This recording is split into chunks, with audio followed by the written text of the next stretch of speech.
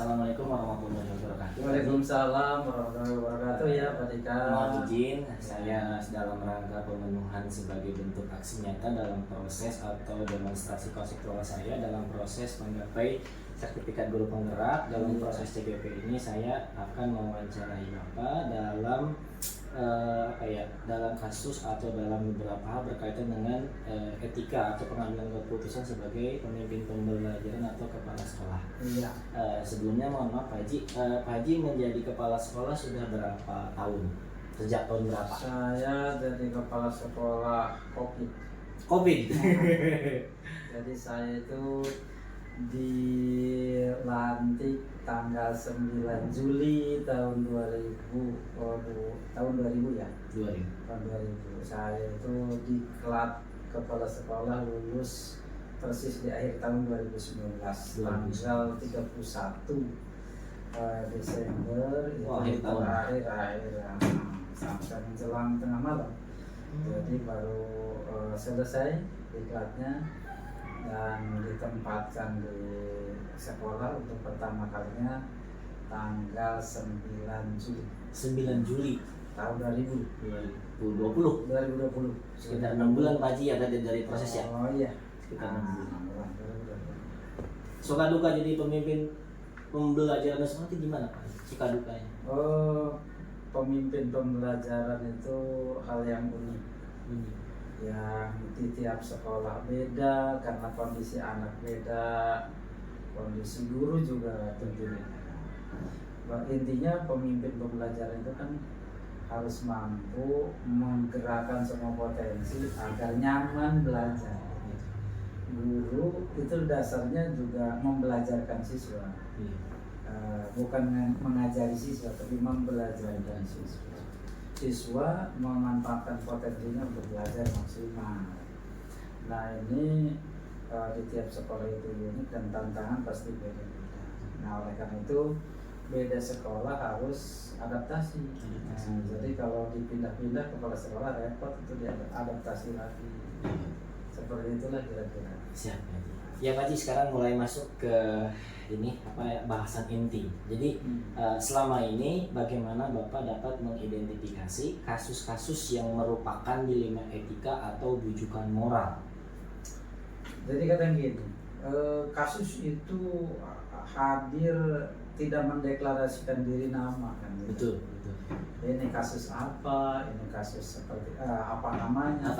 Tapi yang jelas kasus itu hadir. Pasti di setiap kehidupan kita akan hadir permasalahan atau kasus-kasus. Di sekolah juga begitu. Tidak ada sekolah yang tidak ada masalah atau tanpa kasus ya. Tidak ada, saya kira ya, sepengetahuan saya pindah-pindah sekolah itu tidak ada. Nah di sini bagaimana kita itu bisa mengidentifikasi kasus dilema etika.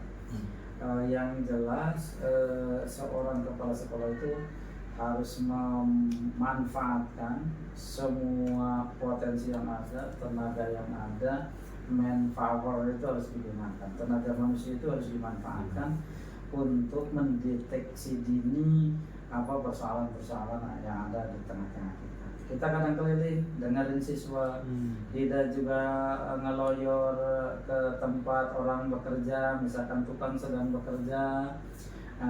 Mereka sebentar diajak bicara, kita datang ke ruang guru, ajak ngobrol santai atau dengar ada apa. Jadi kita manfaatkan semua sumber daya yang ada itu untuk terus menjalin komunikasi. Dengan cara seperti itu maka persoalan apapun yang ada di sekolah akan cepat terdeteksi. Apa itu persoalan siswa, apa persoalan yang di internal guru atau persoalan-persoalan lain, termasuk dilema etika yang ada. Karena itu pasti ada ya, pasti ada. Ya, selama ini bagaimana Bapak menjalankan pengambilan keputusan di sekolah, terutama untuk kasus-kasus di mana ada dua kepentingan yang sama-sama benar atau sama-sama mengandung nilai kebijakan? Nah ini kuncinya Pak Dika. Jadi satu, kita harus mengambil keputusan itu berbekal informasi yang relatif lengkap. Yang kedua, harus punya data pendukung yang kuat. Dan itu tidak mungkin ditemukan sendiri, maka harus ada tim yang memang membantu untuk hal-hal seperti itu. Intinya ada di komunikasi. Ya, kita harus menentukan dengan tepat dengan siapa harus berkomunikasi ketika menemukan satu persoalan di sekolah. Belum tentu persoalan guru itu kita harus komunikasinya dengan guru. Betul. Spesifik nanti persoalannya apa. Oh ini misalkan ada dilema etika yang menyangkut guru A, tapi guru A ini punya karakter yang khas, misalkan keras, pemarah atau seperti apa gitu. Maka mungkin kalau kita langsung berbicara dengan dia bukan solusi tapi emosi, tindakan-tindakan emosi yang ada. Nah ini perlu strategi khusus. Dengan siapa kita ini harus berbicara. Itu tergantung siapa siapa objeknya gitu. orangnya, kemudian persoalan apa. Jadi strategi utama cari informasinya dengan tepat, ajak diskusi orang yang tepat. Kemudian setelah itu ambil momen yang pas juga untuk berbicara. Kita juga harus memilah. Ini bicaranya itu kalau etika itu harus dimulai dari pendekatan pribadi. Kalau hal-hal dilema etika. Sebab dilema etika itu sendiri kan persepsi. Belum tentu setelah diklarifikasi itu benar-benar seperti apa yang informasi awal. Ya.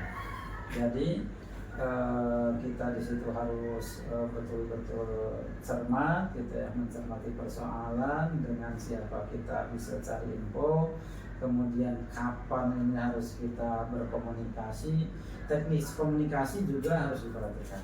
Misalkan apa ini mah perlunya langsung dipanggilnya pribadi dulu, atau tipikal orang ini mah harus dipanggilnya bersama orang lain.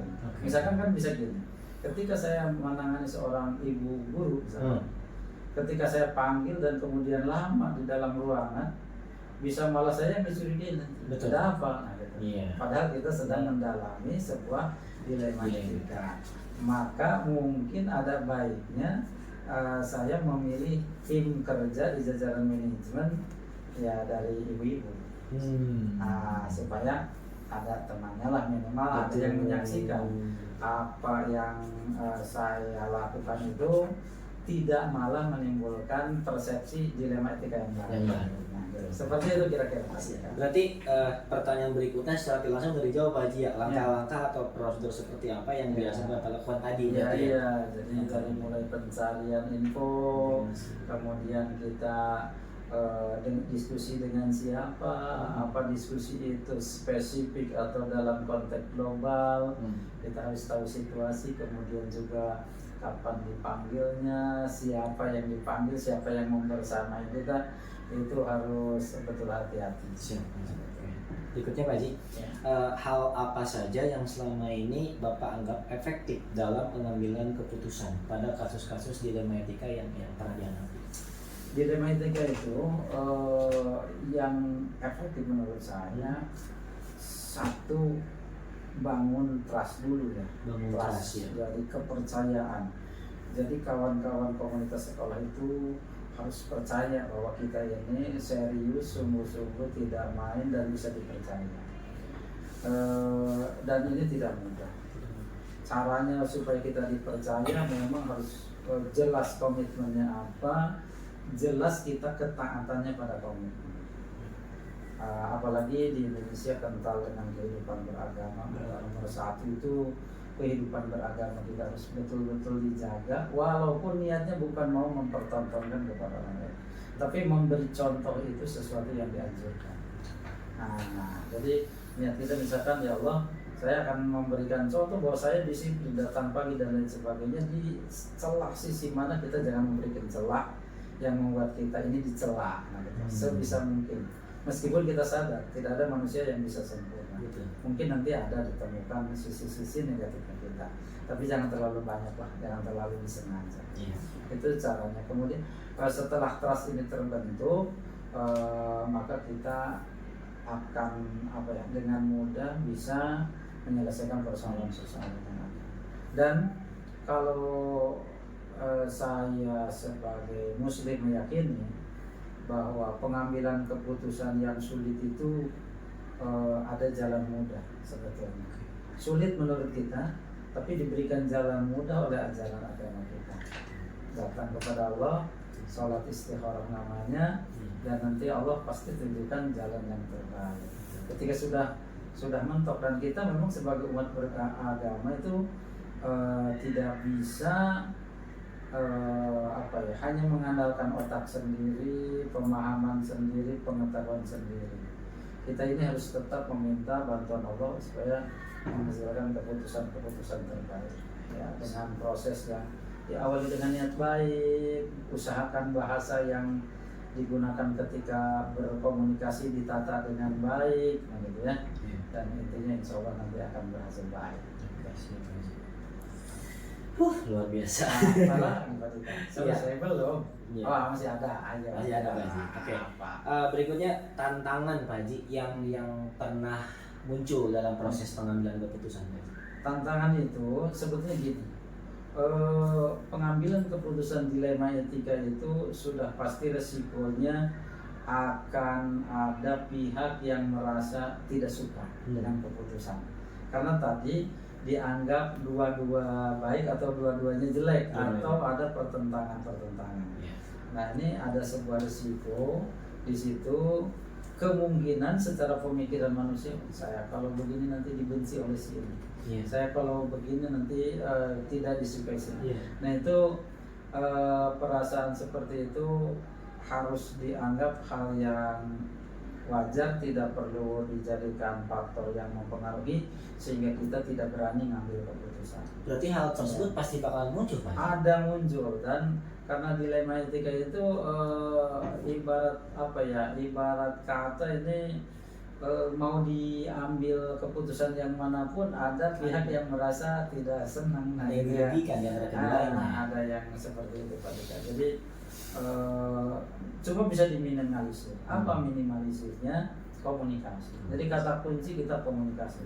Biarin aja orang yang sudah membenci kita, tapi kita baikin aja. Ngomong, disapa, didoain, terus aja kita lakukan komunikasi yang baik. Sehingga lambat laun mereka juga ngerti bahwa kita niatnya baik gitu ya, untuk mengambil keputusan seperti itu demi kebaikan, bukan asal atas dasar sentimen. Nah, seperti itu ya. Kalau dalam prosesnya Pak Haji menggunakan jadwal atau gimana Pak Haji?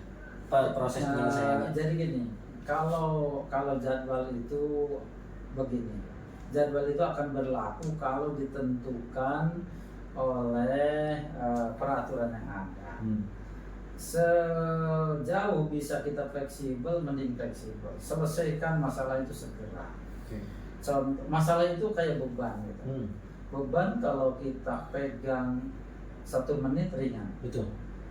1 jam sudah agak berat. 2 hari, sudah kita repot. Walaupun dengan beban yang sama. Jadi lebih cepat diselesaikan lebih baik. Tapi ada hal-hal yang tidak bisa seperti itu. Kalau terkait nanti materinya di seputaran kepegawaian.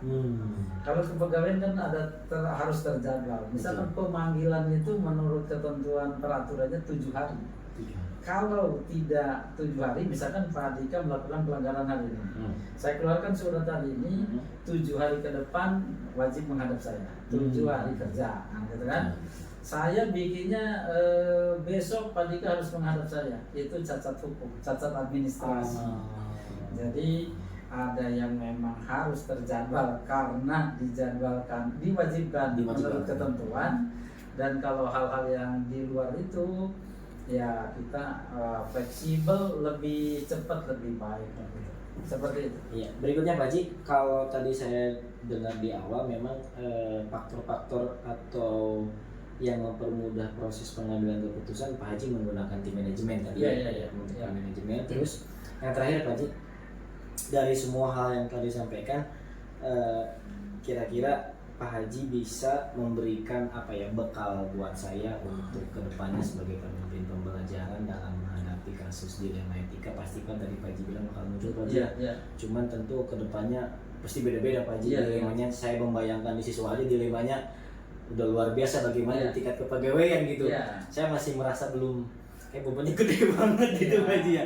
Kira-kira tips and triknya gitu Pak Haji untuk kedepannya bagi saya menjadi pemimpin pembelajaran itu seperti apa Pak Haji? Kesannya. Ya, pemimpin pembelajaran itu berat ketika beratnya gini, ibarat seorang kiai di dalam kepemimpinan agama Islam lah gitu ya. Saya ambilkan contoh. Jadi seorang itu kalau punya ilmu kalau punya ilmu dia tidak amalkan maka dosa. Tidak sampaikan ke orang lain, dianggap menyembunyikan ilmu, maka jadi salah. Ketika disampaikan tapi belum mengamalkan, itu pun salah. Hal yang kena juga. Tapi juga kita tidak bisa menolak takdir. Ini sudah jadi saya.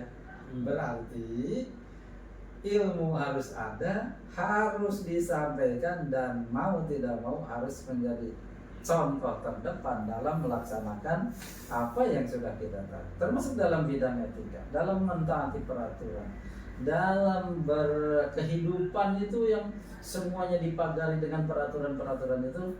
Ya, kita harus menyampaikan, harus melaksanakan apa yang kita tahu, dan itu satu-satunya jalan yang bisa membuat kita selamat.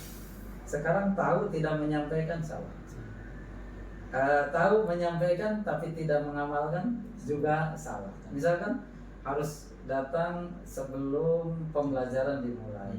Saya sebagai kepala sekolah misalkan ngomong seperti itu, walaupun saya tidak masuk di dalam kelas, pembelajaran datang jam 7, mulai jam 7. Saya datang jam 8 misalkan, atau setengah 8, deadline saya terakhir di absensi ya 7.30. Itu kan tidak baik, walaupun peraturan masih membenarkan gitu ya, karena absen saya 7.30.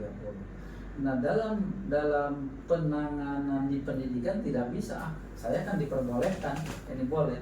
Lihat juga kontekstual kita, kehidupan kita. Oh, saya kan pembelajarannya mulai jam 7. Jadi saya sebelum jam 7 harus sudah datang, harus sudah memberikan contoh, harus sudah menggerakkan potensi yang ada, bagaimana siswa disambut, bagaimana guru-gurunya sudah lengkap apa belum, bagaimana menyambut siswa, bagaimana siswanya dikontrol yang rapi dengan yang tidak, karena itulah bagian dari seorang pemimpin pembelajaran. Jadi belajar itu bukan hanya belajar teori, tapi belajar berkehidupan itu lebih berat daripada belajar teori. Nah, itu kira-kira seperti itu Pak Dika. Saya yakin Pak Dika mampu untuk memberikan contoh yang terbaik sebagai calon pemimpin pendidikan di masa yang akan datang. Karena sampai dengan hari ini persyaratan untuk menjadi kepala sekolah harus dari guru penggerak, untuk jadi pengawas harus dari guru penggerak. Saya punya keyakinan penuh Pak Dika punya persyaratan untuk itu, baik persyaratan legal maupun persyaratan personal yang terkait dengan kepribadian dan akhlak karimah. Saya yakin bisa. Semoga Pak Dika sukses. Ya. Terima kasih Pak Haji. Mohon maaf minta waktunya Pak Haji, luar biasa. Sebetulnya kalau tidak direkam pertanyaan masih banyak sih konteksnya hanya ini Pak Haji. Barakallah atas semua ilmunya Pak Haji, mudah-mudahan jadi berkah buat saya dan lebih baik. Memang betul Pak Haji yang paling berat actionnya Pak Haji. Kalau teoretik mah orang bisa baca, bisa dengar Pak Haji. Bisa googling ya sekarang. Bisa googling Pak Haji, cuman yang action ini yang luar biasa Pak Haji. Memang betul kata Pak Haji, berat luar biasa. Tapi mudah-mudahan jadi bekal ke depan buat saya lebih banyak Pak Haji. Terima kasih. Selamat berjuang. Semoga sukses. Terima kasih Pak Haji.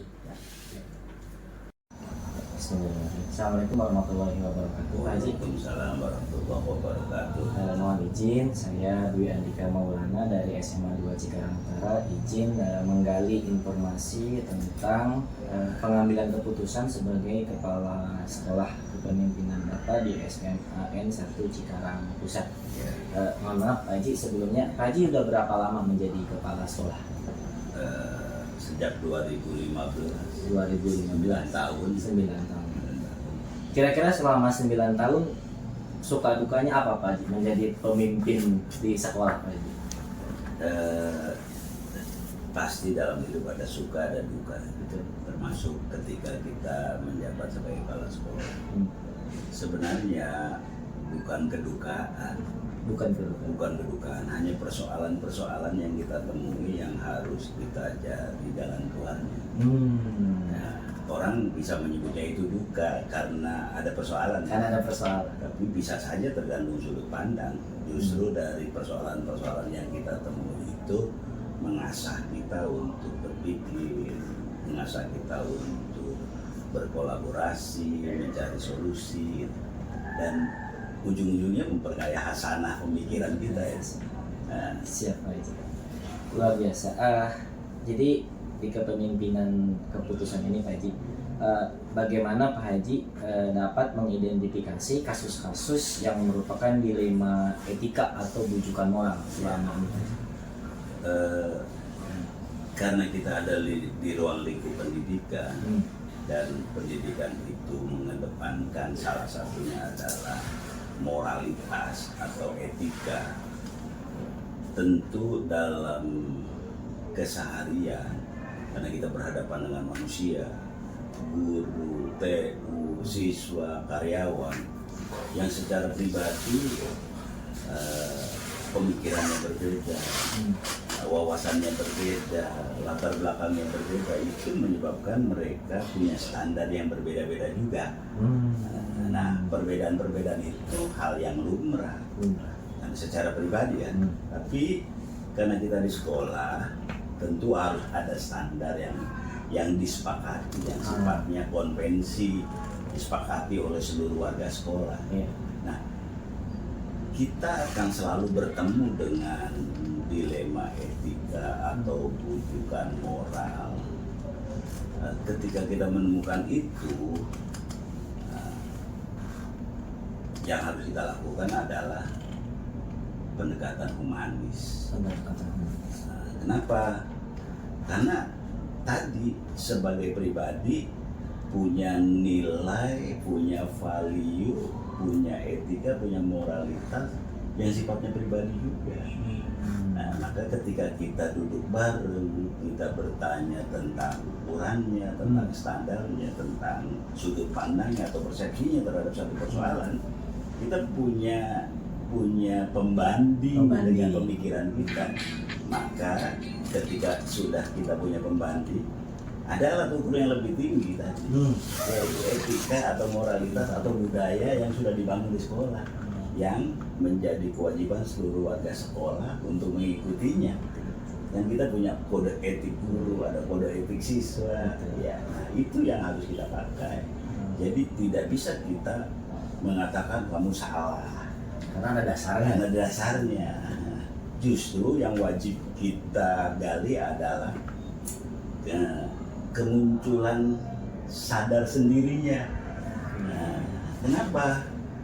Kalau kita sifatnya intervensi, dia tidak menemukan tentang jati dirinya terhadap persoalan yang dihadapinya, nanti khawatir dia bersifat terpaksa melaksanakannya. Tidak dari hati.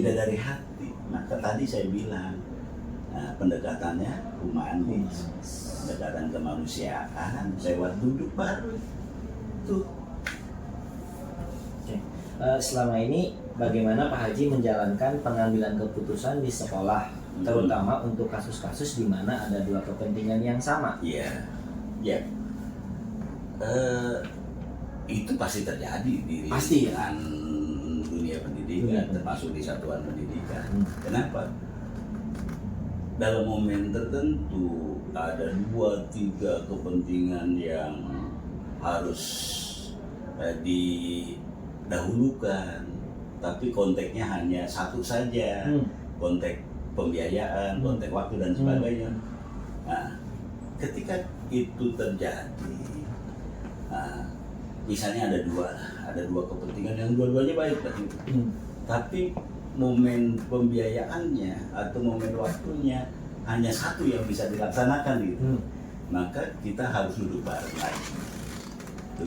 lagi. Standar yang harus kita pakai adalah standar skala prioritas. Skala prioritas Pak. Skala prioritas mana yang harus didahulukan, dan itu harus terbuka. Itu harus terbuka supaya misalnya ada dua teman atau asik dua-duanya punya kegiatan, dua-duanya penting, dua-duanya bermanfaat, tapi momennya bareng. Tapi waktu atau biaya hanya memungkinkan satu gitu. Betul. Di momen itu. Iya. Nah, maka tadi kita harus duduk bareng. Duduk bareng, kita kupas mana yang lebih urgen, mana yang paling penting. Kan dua-duanya penting, tapi pasti ada yang paling penting. Dan yang paling penting adalah mana yang paling berdampak positif. Tapi sebetulnya bisa kan pakai cara otoriter gitu sebetulnya. Sangat bisa. Tapi itu akan menimbulkan konflik. Konflik. Misalnya A, B menghadap. Oke. Saya bisa saja menyebut B duluan. Ya, antar gitu. Nah, nanti A akan memunculkan persepsi pilih kasih lah, merasa dianaktirikan lah. Tapi ketika kita bicara bareng, pakai ukuran yang jelas, dua-duanya mengerti, dengan sendirinya, ya Pak, saya mengalah, lebih penting ini dulu, besok baru saya. Selesai, tidak muncul, tidak muncul. Kan yang paling bahaya adalah kebijakan yang kita ambil punya dampak negatif terhadap pribadi gitu. Itu yang bahaya Pak. Bahaya, bukan kepada sistem sekolah ya. Bukan pada pribadi. Ketika pribadinya tersinggung, merasa dianaktirikan, merasa dinomorduakan, dia pasti akan punya sikap negatif kepada sekolah. Ujung-ujungnya berdampak kepada sekolah. Tidak respect lagi, tidak mau menyampaikan ide gagasannya lagi, merasa bukan tanggung jawabnya. Itu kan bahaya buat sekolah.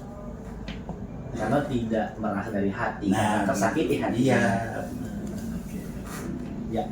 Berikutnya Pak Haji, langkah-langkah seperti apa yang biasa Pak Haji lakukan? Tapi dari jauh tadi sepertinya ya lewat pendekatan humanis sama Pak Haji ya.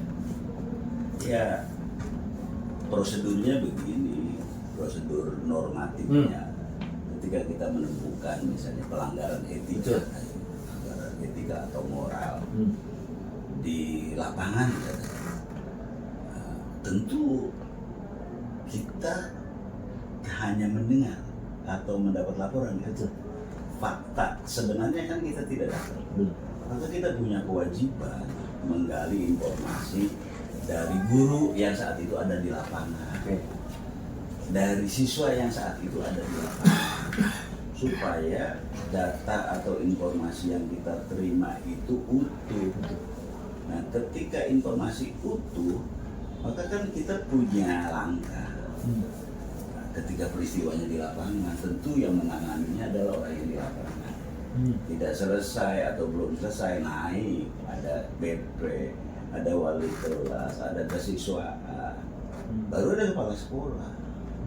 Jadi tidak semua pelanggaran etika atau hal-hal yang terjadi yang melanggar moralitas atau melanggar nilai etis gitu, itu tidak serta-merta harus kepala sekolah.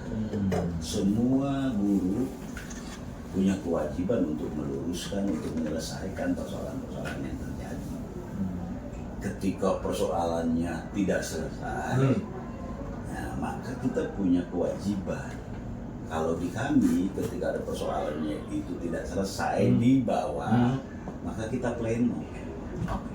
Saya itu pleno. Saya akan memanggil orang atau guru yang melihat langsung.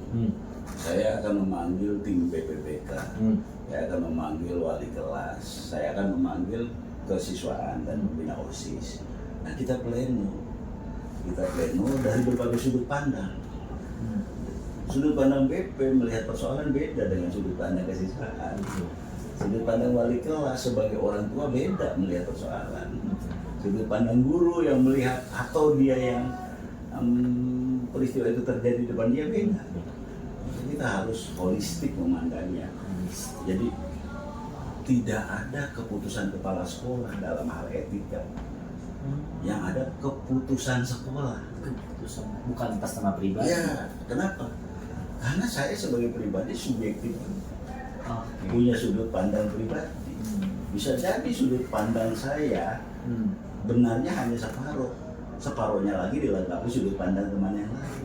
Tapi Jadi Pak Haji, sempurna. ada kan yang sifatnya kasus itu yang memang bisa langsung ditangani oleh kepala sekolah tanpa tadi kan kalau itu kan terjadi untuk siswa. Mm-mm. Kalau di guru kan mungkin Oh iya, kalau di guru misalnya ada persoalan di guru.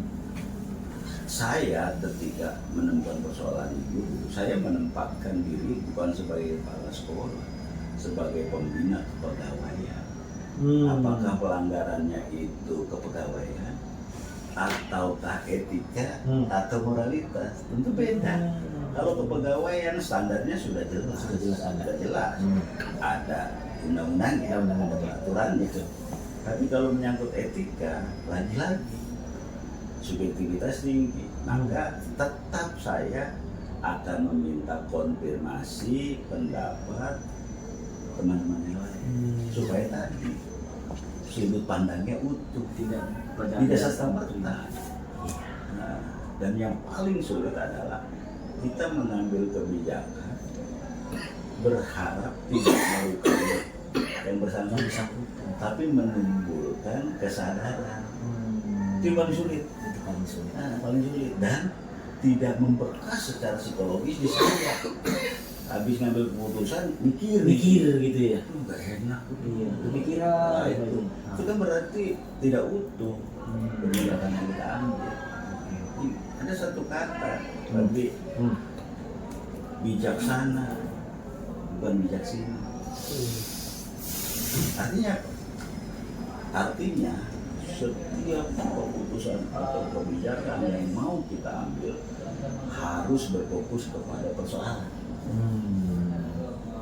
kepada subjeknya, bukan kepada kita pengambil kebijakan.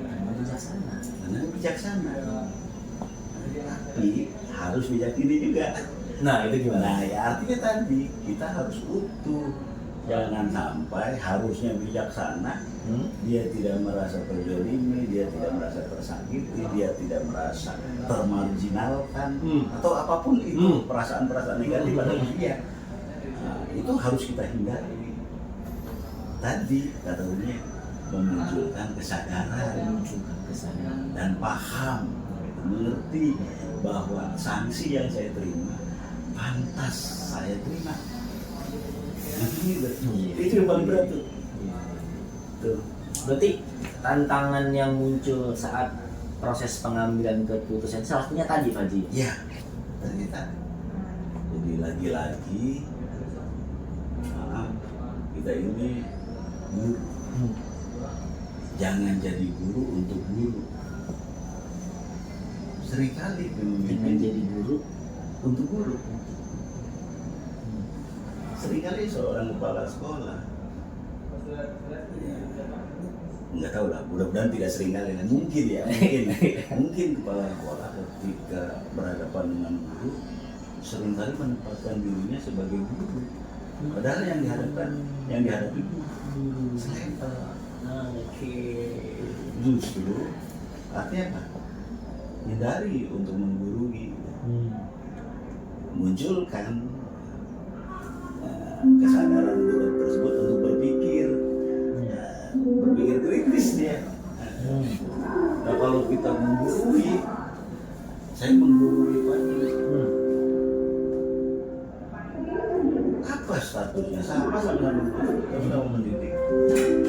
Hanya tadi saja, secara strukturnya saja yang berbeda. Itu pun karena surat, karena SK dan sebagainya kan.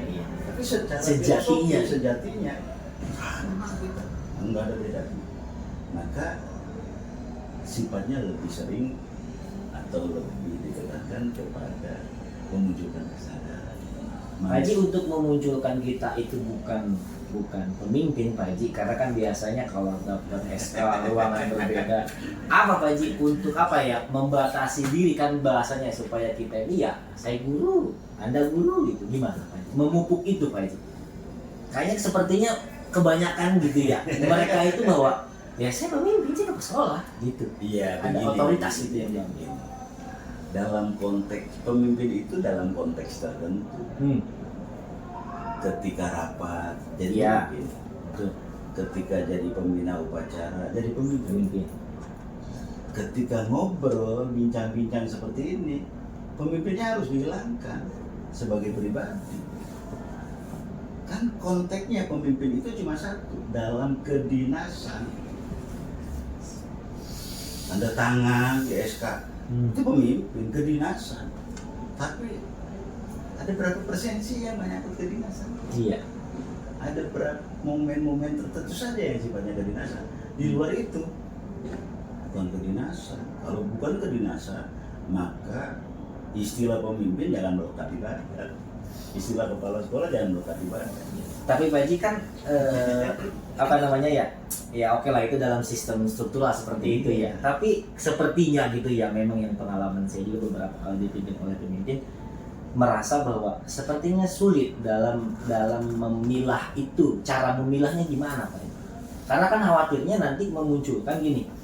Kepsek ini mah tidak ada girohnya, tidak ada apa ya namanya man of steel-nya gitu Pak. Gimana cara supaya kita tetap membuka sekat itu, tapi kita punya sekat dan bisa kapan pun tapi Ini teman-teman kita guru-guru itu udah dewasa semua. Mereka itu tahu diri dan sadar diri ketika berbicara dengan saya.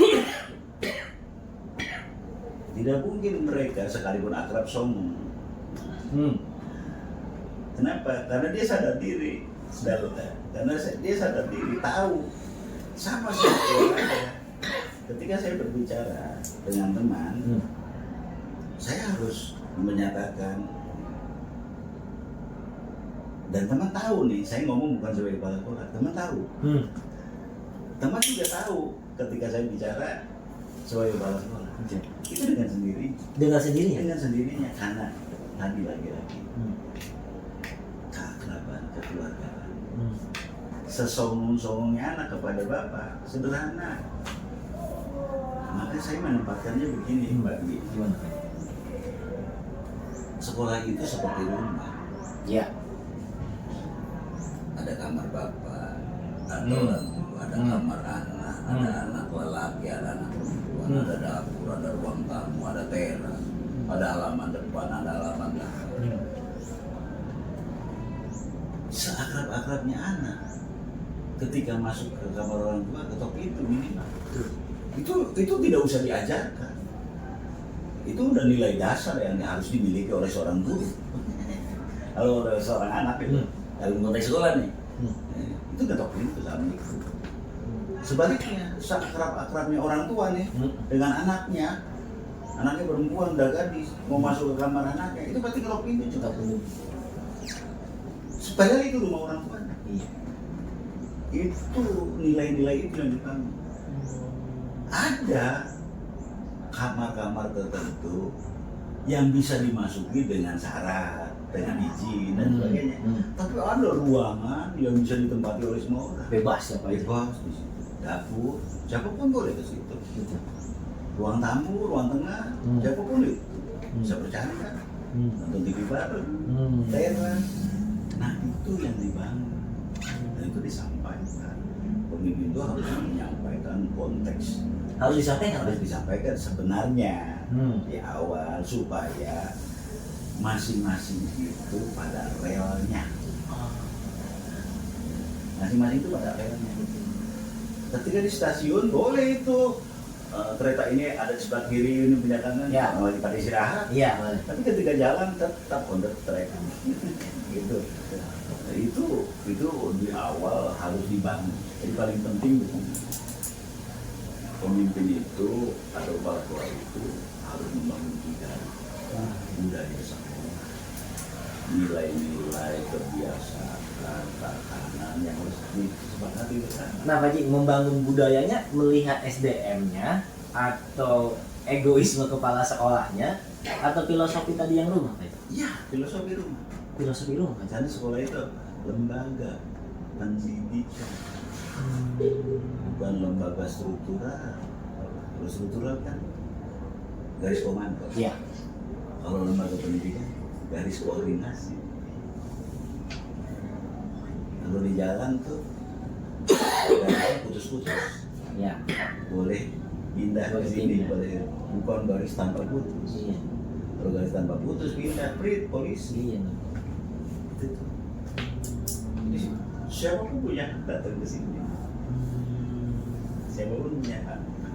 Tapi tadi cuma satu syaratnya, ketok pintu. Assalamualaikum. Ada adab di situ. Ada. Kalau selama proses pengambilan keputusan, faktor orang di lingkungan sekolah siapa Pak Haji? Atau bidang apa? Tergantung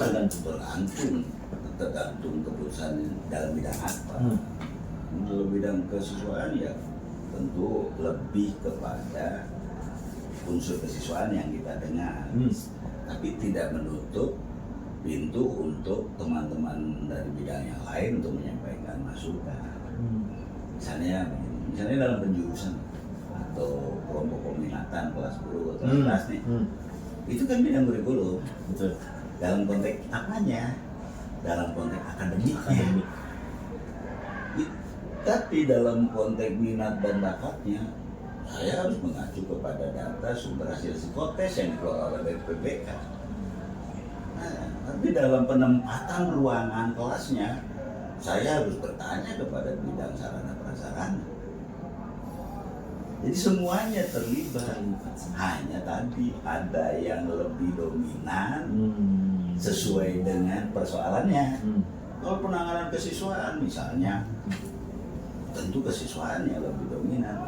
Tapi jangan sampai bergesekan dengan kurikulum. Di sekolah kan ada 4 lokasi. Kalau boleh diumpamakan 2 ban depan, 2 ban belakang. Ban depannya siapa di sekolah? Kurikulum dan kesiswaan. Ban depan. Ban depan. Objeknya sama. Siswa. Kurikulum menyangkut akademik, pembelajaran, siswa menyangkut kegiatan-kegiatan di luar akademik. Dalam momen tertentu bisa dua-duanya dipakai itu bocah. Betul. Itu sering gesekan kalau tidak pandai-pandai mensinkronkan antara kurikulum dengan kesiswaan. Misalnya 7 batak khususan, bocah banyak yang jadi pembina. Kesiswaan mendisposisikan aja atau mengasih dispensasi ya. Kurikulum nggak tahu. Oh, ribut. Betul. Ribut itu. Makanya supaya tidak ribut berduduk bareng. Bu, laporan nanti tanggal sekian bisa latihan pacaran. Anak ini, anaknya ini, dia dispensasi. Tidak belajar. Apa pendekatan seperti itu Pak Haji deliverykan dulu ke Wakasetnya atau sambil berjalan? Ini Pos to posnya nanti seperti ini, apa di awal atau sambil berjalan atau sambil berjalan. Tapi kerangka umumnya di awal. kerangka umum Ya, ya. kenapa? Membangun rumah. Nomor 1 apa? Nomor 1 bikin gambarnya. Bikin gambar sketsa dulu. Bikin gambarnya. Bikin gambar, kan di situ ada langkah-langkah. Mungkin kita beli genteng dulu. Iya, betul. Pasti beli batu kali dulu, gitu. Beli pasir dulu, gitu. Fondasi kan. Jadi itu mah sambil jalan. Sambil jalan. Gesekan pasti ya. Perbedaan pendapat padu ain itu. Padu lain lagi. Padu ain kalau pikiran disebut pikiran kalau dipertentangkan. Kalau nggak ada yang nentang bukan pikiran, doa itu. Betul. Justru maaf, gak boleh tabu pimpinan itu terhadap perbedaan pendapat. Nggak boleh tahu. Kamu tidak boleh tahu, malah bersyukur. Berarti hidup teman-temannya. Karena banyak orang berpikir. Kan di banyak sini. orang berpikir. Kalau satu arah lurus berarti ada yang salah. Ada yang salah. Enggak indah itu. Taman yang indah itu bukan yang luas kan, tapi bunganya satu warna. Taman yang indah itu taman yang bunganya berwarna-warni. Insya Allah. Terakhir Pak Haji, pesan buat saya Pak Haji di kemudian hari yang mungkin bisa jadi kesempatan bisa seperti Pak Haji, pesan-pesannya apa Pak? Pertama, jangan pernah punya niat menjadi lead boss. berniatlah menjadi orang tua.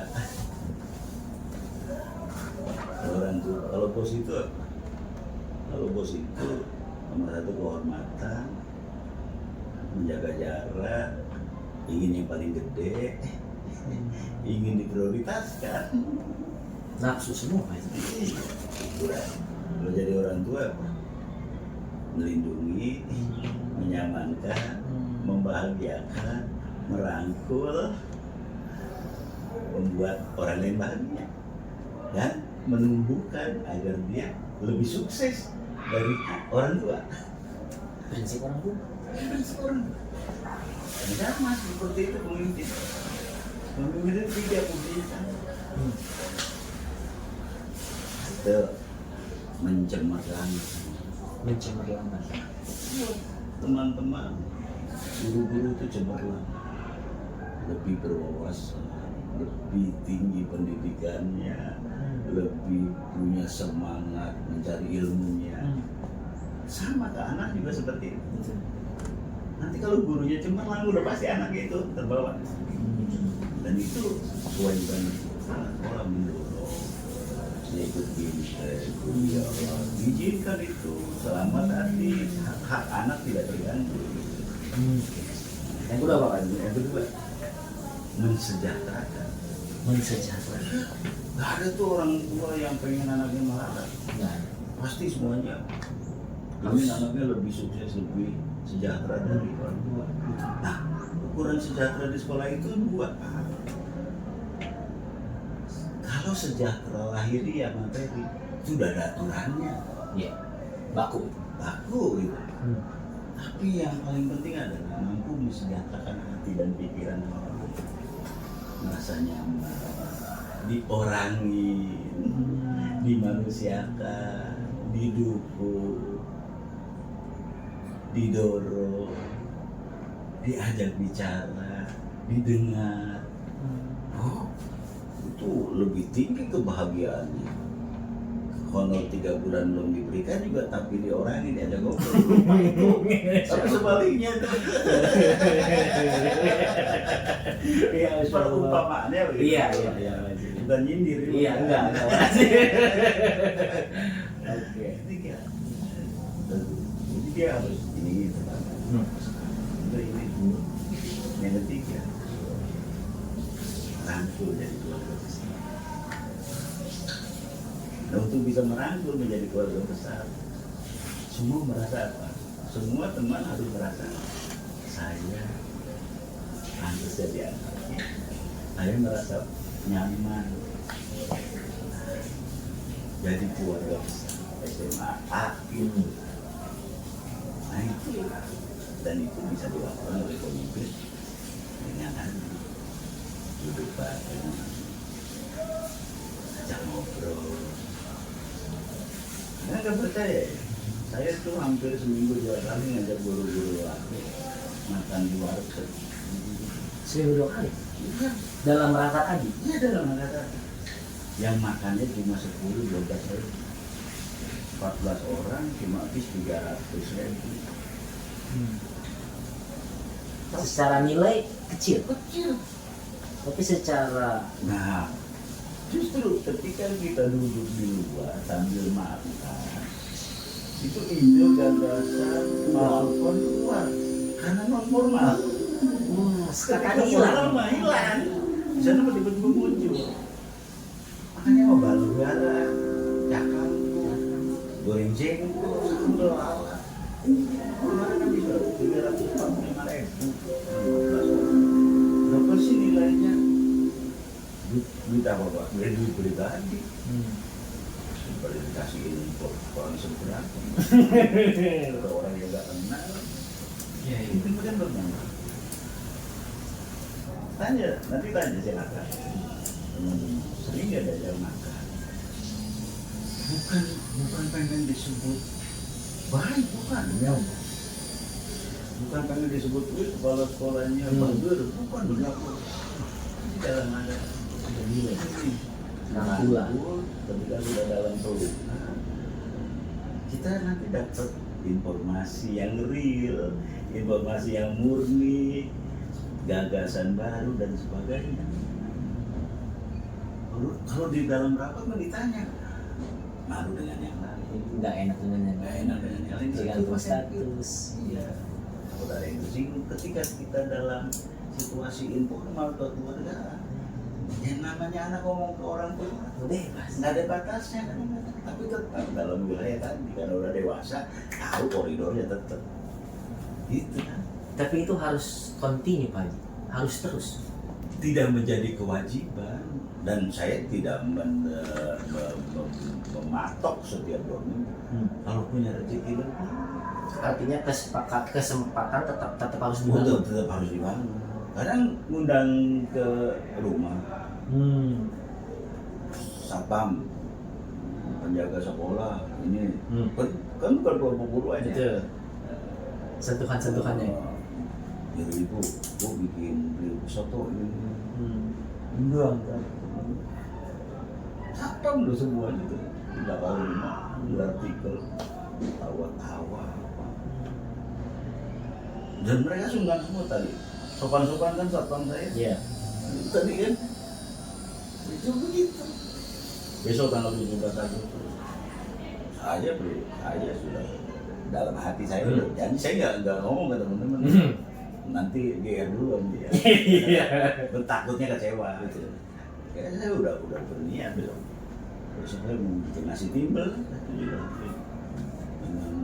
goreng terasi atau apa, sambal terasi, ikan asin, goreng jengkol, mau bikin timbel, digulung, nanti bawa daun, makannya berjojol.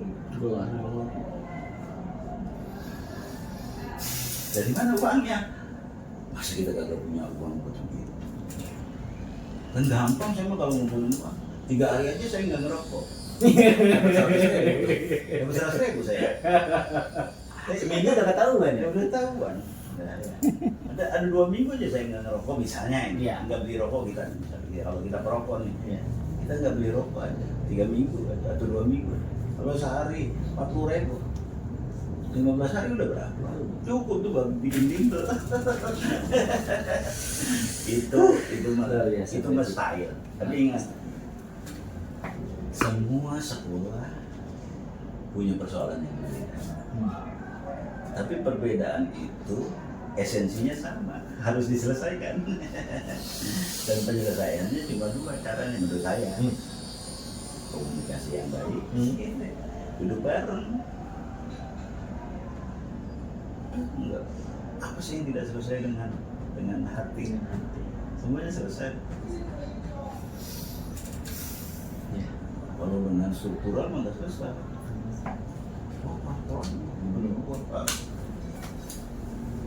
Ya, luar biasa Pak Haji, terima kasih banyak. Segitu mungkin yang bisa saya tanyakan Pak Haji, luar biasa dari awal sampai dengan akhir, banyak ilmu yang bisa saya harapkan, yang bisa saya terapkan insya Allah di kemudian hari, yang menjadi bekal mulia buat saya yang masih panjang perjalanan, mudah-mudahan ada umur Pak Haji sampai di titik itu. Terima kasih Pak Haji. Assalamualaikum warahmatullahi wabarakatuh. Waalaikumsalam.